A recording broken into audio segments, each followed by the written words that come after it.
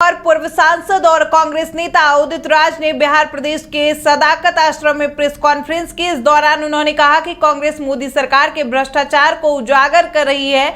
आगे उन्होंने कहा कि यूपीए के समय 33 लाख केंद्रीय कर्मचारी थे, लेकिन अब 31 लाख केंद्रीय नौकरी बची है। मंत्रालय में रहने वाले तमाम अधिकारियों का जांच करवा लें और जितनी खरीद फरोख्त से लेकर के जितना भी एस्टिमेट घोटाला यहाँ सबका जांच के दायरे में होना चाहिए ना। और ये जांच जब हो रहा है तो किसके समय में ये सब कुछ हुआ, अगर हुआ तो आज उसी के साथ है, तो इसलिए ये सब छलावा है।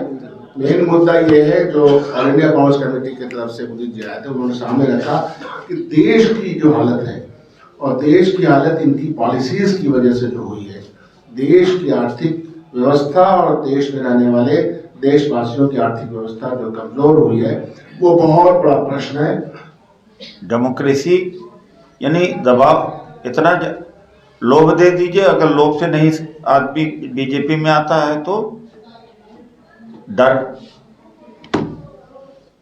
भय दिखा दीजिए। इसके तहत हो रहा, लेकिन बीजेपी के अंदर बहुत ज़्यादा कला है, लेकिन जब भाना फूटेगा तो बीजेपी की वो हालत होगी। लेकिन अभी तो दो लोगों का डिक्टेटरशिप चल रहा है, तो पार्टी के अंदर भी मसमसाहट होते हुए भी वहाँ बंधे हुए हैं। लोभ लालच से विपक्ष के तोड़ा जा रहा है। ईडी से भी आरजेडी के प्रदेश अध्यक्ष जगदानंद सिंह ने तेजस्वी की तारीफ करते हुए भाजपा और जदयू पर जमकर तंज कसा है। इस दौरान उन्होंने तेजस्वी के जन विश्वास यात्रा की भी सराहना की है। यात्रा का नामकरण जन विश्वास यात्रा, जन विश्वास यात्रा। यहाँ बैठ करके जिसका विश्वास अविश्वास लोग करें, जनता के विश्वास पर हम लोग टिके हुए हैं और जनता का विश्वास कितना तेजस्वी पर है वो साबित हो सकता है पिछले बार विधानसभा के तक चुनाव में। वहीं राष्ट्रवादी कांग्रेस पार्टी के दो गुटों में बंटने के बाद इसका असर बिहार में भी देखने को मिल रहा है। पटना में पार्टी कार्यालय को हथियाने के लिए दोनों गुट लगे हुए हैं। एक तरफ शरद पवार गुट है तो वहीं दूसरी तरफ अजीत पवार गुट है। अजीत पवार गुट के प्रदेश अध्यक्ष राहत कादरी ने प्रेस कॉन्फ्रेंस कर कहा कि इलेक्शन कमीशन ने भी ये माना है कि एनसीपी के असली हकदार अजीत पवार साहब है।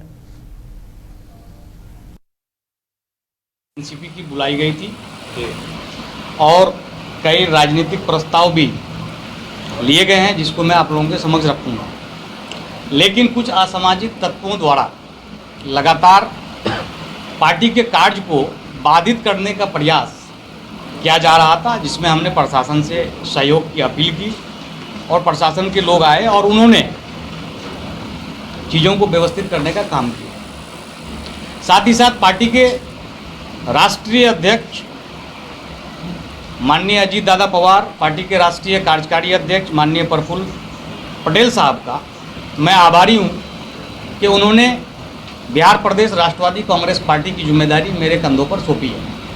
और ये मैं अपने नेतृत्व को विश्वास दिलाना चाहता हूं कि आने वाले समय में बिहार प्रदेश राष्ट्रवादी कांग्रेस पार्टी बिहार में एनडीए नीत गठबंधन को अपना रचनात्मक सहयोग देता रहेगा और साथ ही साथ पार्टी के संबंध में जो बात है और पार्टी की जो विचारधारा है उसको मजबूत करने की दिशा में लगातार प्रयास करते रहेंगे।